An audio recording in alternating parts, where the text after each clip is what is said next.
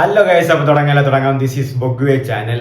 Ice wide shut 1999 release ചെയ്ത ഒരു erotic psychological drama. Stanley Kubrick ആണ് ഇത് സംവിധാനം ചെയ്തത്, പ്രൊഡ്യൂസ് ചെയ്തത് ആൻഡ് കോറിട്ടനും ചെയ്തിരിക്കുന്നത്. ടോം ക്രൂയിസും നിക്കോൾ കിഡ്മാനുമാണ് പ്രധാന വേഷങ്ങളിലെത്തുന്നത്.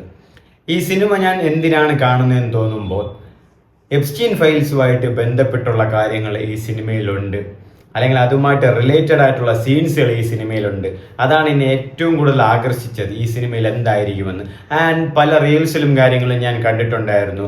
റിച്ച് പീപ്പിൾസൊക്കെ പൈസ ഉണ്ടെന്ന് പറഞ്ഞ് എന്തൊക്കെ മണ്ടത്തരങ്ങളാണ് ചെയ്തു കൂട്ടുന്നു എന്നുള്ളതൊക്കെ. അപ്പോൾ അതെന്തായിരിക്കും ഐസ് വൈഡ് ഷട്ടിൽ കാണിച്ചിരിക്കുന്നതെന്ന് നോക്കാനും കൂടെ വളരെ എക്സൈറ്റഡ് ആയിട്ടാണ് ഞാൻ ഈ സിനിമ കണ്ടത്.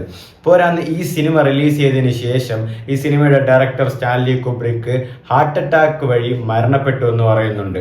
ബട്ട് അപ്പാർട്ട് ഫ്രം ദാറ്റ് ഇതിൻ്റെ റൂമേഴ്സ് വരുന്നുണ്ട്, ഈ സിനിമയിൽ കാണിച്ച സീൻസ് പ്രകാരം അതുമായിട്ട് ബന്ധപ്പെട്ട ആൾക്കാർ അദ്ദേഹത്തെ കൊന്നു എന്നുള്ള റൂമേഴ്സും വരുന്നുണ്ട്. അതിരിക്കട്ടെ, ഈ സിനിമയുടെ പ്ലോട്ടിലേക്ക് വരുമ്പോൾ സത്യം പറഞ്ഞാൽ എല്ലായിടത്തും നടക്കുന്ന ഒരു പ്ലോട്ട് തന്നെയാണ്, ഒരു സംശയാസ്പദമായ ഒരു പ്ലോട്ട്. അതായത് തൻ്റെ ഭാര്യ മറ്റൊരാളുമായിട്ട് സെക്സ് ഫാൻറ്റസി അല്ലെങ്കിൽ തന്നെ ചതിക്കാൻ വേണ്ടി ആഗ്രഹിച്ചിരുന്നു, തന്നെയും തൻ്റെ മകളെയും വേണ്ട എന്ന് പറഞ്ഞ് അയാൾക്കൊപ്പം ജീവിക്കാൻ ആഗ്രഹിച്ചിരുന്നു എന്നുള്ളൊരു തോട്ട്, എന്നുള്ളൊരു സംസാരം ഒരു രാത്രി അവർ പങ്കുവയ്ക്കുകയാണ്. അതായത് ടോം ക്രൂസും നിക്കോൾ കിഡ്മാനും ഭാര്യയും ഭർത്താവും കൂടെ. അപ്പോൾ തുടങ്ങുന്ന ഒരു മാറ്ററാണ്. പിന്നെ സിനിമയിൽ ഉടനീളം ടോം ക്രൂസ് മന്ദപ്പനായിട്ടാണ് നടക്കുന്നത്. അതായത് തൻ്റെ ഭാര്യ ഞാൻ മറ്റൊരാളുമായിട്ട് കിടക്ക പങ്കിടാൻ വേണ്ടി ആഗ്രഹിച്ചിരുന്നു എന്ന് പറയുമ്പോൾ ആ ഭർത്താവിനുണ്ടാകുന്ന ആ ഒരു മാനസിക സമ്മർദ്ദം നിങ്ങൾക്ക് മനസ്സിലാക്കാവുന്നേ ഉള്ളൂ. അപ്പോൾ അതുമായിട്ട് ബന്ധപ്പെട്ട് ഒരു സംശയാസ്പദമായിട്ട് അതിൻ്റെ ശേഷം ടോം ക്രൂസിൻ്റെ ഒരു സിറ്റുവേഷൻ എന്ന് പറയുന്നത് ഭയങ്കര ടെൻഷനായിട്ട്, പുള്ളി ഒരു ഡോക്ടറും കൂടെ ആണ്. അപ്പോൾ ആ ഡോക്ടർ എന്തൊക്കെ ആലോചിച്ച് കൂട്ടും എന്നുള്ളതൊക്കെ നിങ്ങൾക്ക് നന്നായിട്ട് തന്നെ അറിയാം. അപ്പോൾ ഇതുമായിട്ട് ബന്ധപ്പെട്ട് ടോം ക്രൂസ് അതുമായിട്ട് എങ്ങനെയെങ്കിലും റിക്കവർ ചെയ്യാൻ വേണ്ടിയിട്ട് ആ ഒരു രാത്രി അവർ ആ ഭാര്യ ഇത് പറഞ്ഞതിന് ശേഷമുള്ള രാത്രി പുറത്തേക്ക് പോവുകയാണ്. പുറത്തേക്ക് പോയി എന്ത് ചെയ്യണമെന്നറിയില്ല. ടാക്സിയിലിരിക്കുമ്പം തൻ്റെ ഭാര്യ ആ ഒരു ഫാൻറ്റസി പറഞ്ഞ ആ ഒരു നേവൽ ഓഫീസറിൻ്റെ കൂടെ കിടക്ക പങ്കിടുന്ന രംഗങ്ങളൊക്കെ മനസ്സിൽ ഓർത്തെടുക്കുകയാണ് ടോം ക്രൂയിസ്. ചുമ്മാ അങ്ങ് മനസ്സിൽ ആലോചിച്ചിട്ട് എടുക്കുകയാണ് ആ ഒരു ടെൻഷനിൽ. അപ്പോൾ ഇതുമായിട്ട് ഞാൻ എങ്ങനെ മാറ്റണം. അപ്പോൾ ടോം ക്രൂയിസ് പ്രോസ്റ്റിറ്റ്യൂട്ടിനെ കാണാൻ പോകുന്നുണ്ട് എങ്ങനെയാണ് ടെൻഷൻ മാറ്റാൻ. ബട്ട് അവിടെ നിന്ന് ടോം ക്രൂസിന് അത് പറ്റുന്നില്ല, നടക്കുന്നില്ല. പിന്നെ വേറെ കള്ളുപിടിക്കാൻ പോകുന്നുണ്ട്, നടക്കുന്നില്ല.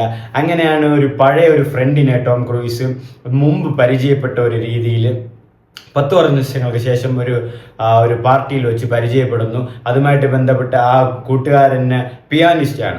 അപ്പോൾ ആ കൂട്ടുകാരൻ്റെ ഒരു എന്താ പറയുക ഒരു കോണ്ടാക്റ്റ് വഴി ഇവിടെ ഒരു സ്ഥലത്തിലേക്ക് പോകാൻ വേണ്ടി ടോം ക്രൂയിസിന് കിട്ടുന്നു. ആ ഒരു സ്ഥലമാണ് ഞാൻ ഇപ്പം നിങ്ങളിൽ മുമ്പ് പറഞ്ഞ ആ എപ്സ്റ്റീൻ ഫയൽസുമായിട്ട് ബന്ധപ്പെട്ട അല്ലെങ്കിൽ അതുമായിട്ട് റിലേറ്റഡ് ആയിട്ടുള്ള സീൻസുള്ള ഞാൻ എക്സൈറ്റഡ് ആയിട്ട് നോക്കിയിരുന്ന ആ ഒരു പോർഷൻ.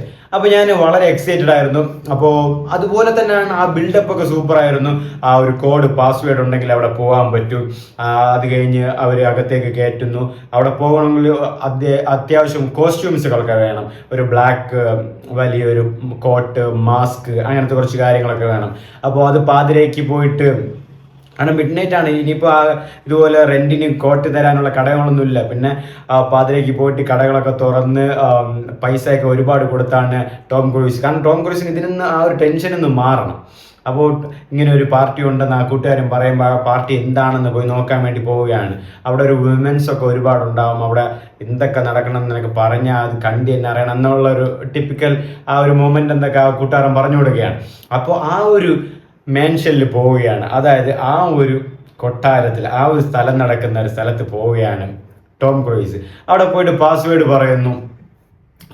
പറയുന്നു ഇങ്ങനെയാണ് പാസ്വേഡ്. അപ്പോൾ ഓക്കെ കെയർ സാർ എന്നൊക്കെ പറഞ്ഞ് നമ്മൾ ഇതിൽ കേട്ട ഒരു കഥകളെ പോലെ തന്നെയാണ്.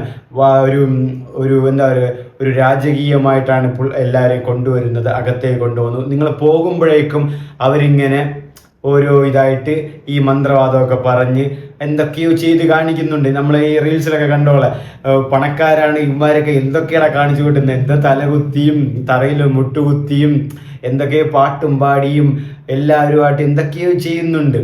അപ്പോൾ അവസാനം ഇവർ അവിടെ നടക്കുന്നത് വിമൻ സെക്സ് പാർട്ടിയാണ്. അതായത് അതിൽ ലെസ്ബിയൻസും ഉണ്ട്, ഗേയും ഉണ്ട്, എല്ലാം ഉണ്ട്. ഒരു സെക്സ് പാർട്ടിയാണ്, തുറന്ന ഒരു സെക്സ് പാർട്ടി. എല്ലാവരും എന്താ പറയുക, പട്ടികളെയും പൂച്ചകളെയും പോലെ എല്ലായിടത്തും തുറന്നിട്ട് അങ്ങ് എല്ലാം എന്തൊക്കെയോ ചെയ്തു കൂട്ടുന്ന ഒരു പരിപാടിയാണ്. കാശിൻ്റെ കഴപ്പാണ്. അപ്പോൾ അങ്ങനത്തെ ഒരു പരിപാടിയാണ് അവിടെ നടക്കുന്നത്. അപ്പോൾ ഇവർ ആസ് യൂഷ്വലായിട്ട് വരുമ്പം ഇവർക്ക് മനസ്സിലാവും ഇത് ഇവരുടെ ക്ലയൻ്റ് അല്ല എന്നുള്ളത്. അങ്ങനെ ടോം ക്രൂസിനെ അവർ പിടിക്കും. ടോം ക്രൂസിനെ പിടിക്കുമ്പോൾ തന്നെ നമ്മൾ ടെൻഷനാകും. ഞാൻ വിചാരിച്ച ആ സിറ്റുവേഷൻ ടോം ക്രൂസ് മരിച്ച് ടോം ക്രൂസിനെ കൊല്ലും എന്നുള്ളത്. കാരണം അവർ ചോദിക്കുന്ന ചോദ്യങ്ങളും പിന്നെ നമുക്ക് എക്സ്പെക്റ്റഡ് ആണ്. അവർ ചോദിക്കുമ്പോഴേ അറിയാം ഇങ്ങനെ ഒരു കാര്യം ഇല്ല, ടോം ക്രൂസിനെ പിടിക്കാൻ വേണ്ടി അവർ ചോദിക്കുന്നതാണെന്ന്. അങ്ങനെ ടോം ക്രൂസിനെ പിടിക്കുന്നു. ബട്ട് ടോം ക്രൂസിനെ അവിടെ നിന്നൊരു വിമൺ രക്ഷിക്കുകയാണ്.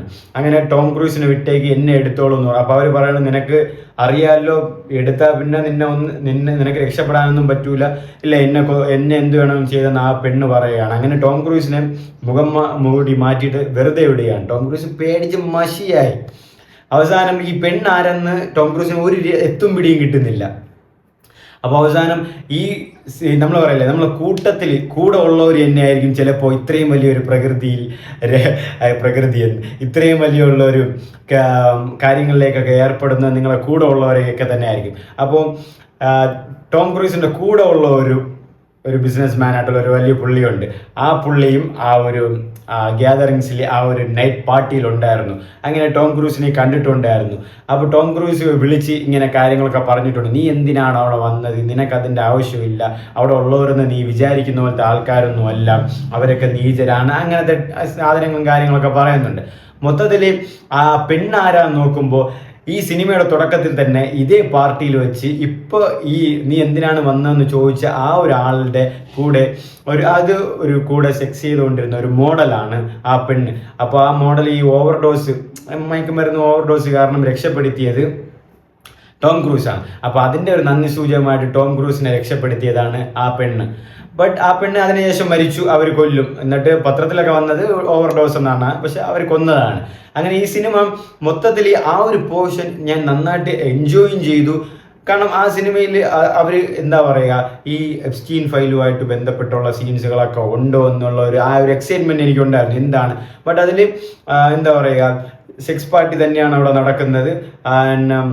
മറ്റെല്ലാ നീചങ്ങളും പരാതികളും ഉള്ള എല്ലാ പരിപാടികളും അവിടെ ഉണ്ട്. അപ്പോൾ ഇതിൽ വരുന്നതൊക്കെ ഭയങ്കര പണക്കാരായ ഒരു ആൾക്കാരൊക്കെയാണ്.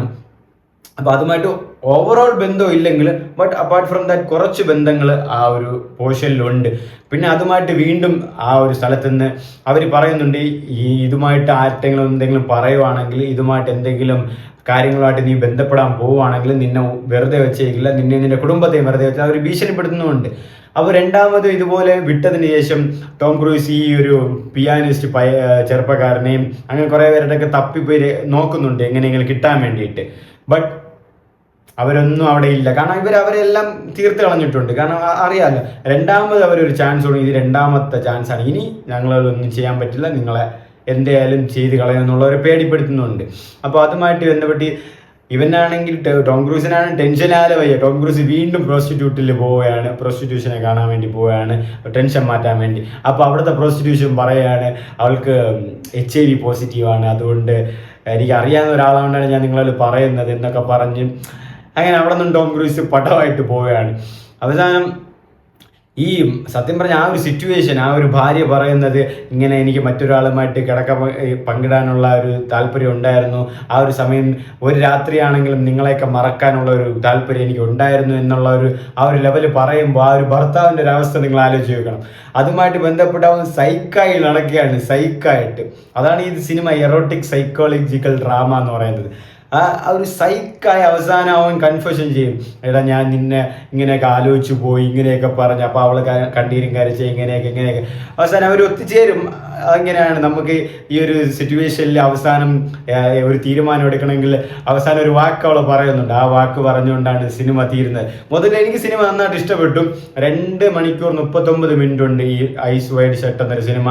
ആൻഡ് ടോം ക്രൂസിന് അഭിനയം എന്ന് പറയുന്നത് എനിക്ക് ഭയങ്കര ഇഷ്ടപ്പെട്ടു. കാരണം ഒരു എന്താ പറയുക, ഒരു സോഫ്റ്റായിട്ട് ഒരു ദേഷ്യമൊന്നും പെടാതെ വളരെ എന്താ പറയുക, ഒരു സൂപ്പർ പയ്യനായിട്ടാണ് ടോം ക്രൂസിൻ്റെ ലുക്കായിരുന്നാലും ടോം ക്രൂസ് വളരെ മാന്യമായിട്ടുള്ള രീതിയിൽ സംസാരം, അങ്ങനെ ഒരു വളരെ ഒരു കിടിലം പയ്യനാണ് ആ സിനിമയിൽ. കിടിലം പയ്യനല്ല, ഒരു മധ്യവയസ്കനാണ് ഞാൻ പറഞ്ഞത്. കിടിലം പയ്യൻ ടോം ക്രൂസിനെ ഉദ്ദേശിച്ച് പറഞ്ഞാണ്. അങ്ങനെ ഒരു ടോം ക്രൂസിൻ്റെ ആ ഒരു ക്യാരക്ടർ എനിക്ക് നന്നായിട്ട് ഇഷ്ടപ്പെട്ടു. ആൻഡ് നിക്കോൾ കിഡ്മാൻ നന്നായിട്ട് തന്നെ അഭിനയിച്ചിട്ടുണ്ടായിരുന്നു. നിക്കോൾ കിഡ്മാൻ ആ പറഞ്ഞ ആ ഒരു സീനിൽ സത്യം പറഞ്ഞാൽ കേട്ട എനിക്ക് തന്നെ വശമായി ടോം ക്രൂസിൻ്റെ അവസ്ഥ ആലോചിച്ച്. അങ്ങനത്തെ ഒരു സിറ്റുവേഷനാണ് അവൾ പറഞ്ഞത്. കാരണം നിന്നെ എനിക്ക് പറ്റിക്കാൻ തോന്നി, എനിക്ക് അവൻ്റെ കൂടെ കിടക്കാൻ തോന്നി, അങ്ങനെയൊക്കെ പറയുമ്പോൾ ഒരു ആണിൻ്റെ ഒരു സ്ഥലത്ത് നിങ്ങൾ ആലോചിച്ച് നോക്കിയാൽ മനസ്സിലാവും. അപ്പോൾ മൊത്തത്തിൽ എനിക്ക് ഐസ് വൈഡ് ഷട്ട് നന്നായിട്ട് ഇഷ്ടപ്പെട്ടു. അവരുടെ ആ പ്ലോട്ടായിരുന്നാലും അത് ഒരു സിമ്പിൾ പടമാണ്. പ്രത്യേകിച്ച് അതിലൊരു ഇടയ്ക്കൊക്കെ ബാക്ക്ഗ്രൗണ്ട് മ്യൂസിക് പോലത്തെ ഒരു സാധനം വരും, ഒരു നല്ലൊരു പേടിപ്പെടുത്തുന്ന രീതിയിൽ ഒരുമാതിരി, അതാണ് ഞാൻ പറയുന്നത്, ഒരു മന്ത്രവാദം സെറ്റപ്പിലുള്ള ഒരു രീതിയിലുള്ള ഒരു BGM കാര്യങ്ങളൊക്കെ വരുന്നത് നന്നായിട്ടുണ്ടായിരുന്നു. മൊത്തത്തിൽ ഒരു നല്ലൊരു സിനിമ തന്നെയാണ് ഐസ് വൈഡ് ഷട്ട്. ഞാൻ നിങ്ങൾക്ക് റെക്കമെൻഡ് ചെയ്ത് നിങ്ങൾ കണ്ടു നോക്ക്.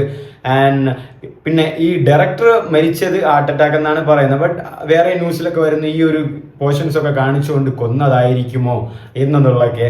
എന്തിരുന്നാലും ഇതുമായിട്ട് നിങ്ങൾക്ക് എന്തെങ്കിലും റിലേറ്റഡ് ആയിട്ട് അറിയാമോ, ഇനി കൊന്നതാണോ ഡയറക്ടർ, അല്ലെങ്കിൽ ഡയറക്ടർ ഹാർട്ട് അറ്റാക്ക് വഴി തന്നെയാണോ മരിച്ചതെന്നുള്ളത്. ആൻഡ് ഇനിയും പുതിയ മൂവീസും നിങ്ങൾക്ക് റെക്കമെൻഡഡ് മൂവീസുമായിട്ട് ഞാൻ വരാം. അപ്പോൾ ഇതുവരെയും എൻ്റെ ചാനൽ സബ്സ്ക്രൈബ് ചെയ്യാത്തവരുണ്ടെങ്കിൽ സബ്സ്ക്രൈബ് ചെയ്തോ, മറക്കാതെ ലൈക്ക് ചെയ്തോ, കമൻറ്റ് ചെയ്തോ, ഷെയർ ചെയ്തോ, ഹൈപ്പ് ചെയ്തോ. അപ്പോൾ bye bye guys, love U.